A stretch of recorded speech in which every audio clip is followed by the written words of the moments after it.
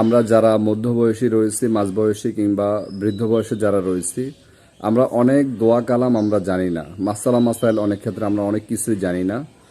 এই ক্ষেত্রে আমার আপনার জন্য একটা সহজ পদ্ধতি হচ্ছে, আপনার আমার সন্তান যদি মসজিদ মক্তবে পড়ে, আমাদের ছোট ভাইরা, ছোট ছোট বাচ্চা যারা রয়েছে ঘরের, এরা যখন মসজিদ মাদ্রাসায় পড়ে, বিশেষ করে নুরানি মাদ্রাসায় বা দিনিয়া মাদ্রাসায়, ওদেরকে ক্লাসের মধ্যে অনেক ধরনের দোয়া শেখানো হয়।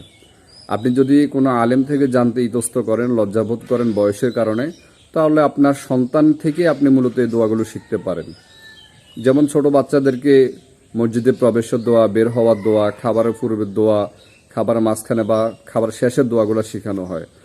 এখন যদি আপনি কোনো আলেমকে এগুলো জিজ্ঞেস করতে লজ্জাবোধ করেন, তাহলে আপনার সন্তানকে আপনি জিজ্ঞেস করে দেখেন। তখন তার সাথে সাথে সে নিজেও বলবে, আর তার উসিলা করে আপনি নিজেও শিখতে পারবেন। এতে করে তার পড়াটাও তার আয়ত্তে বেশি করে থাকলো, আর আপনারও পড়াটা মুখস্থ হয়ে গেল।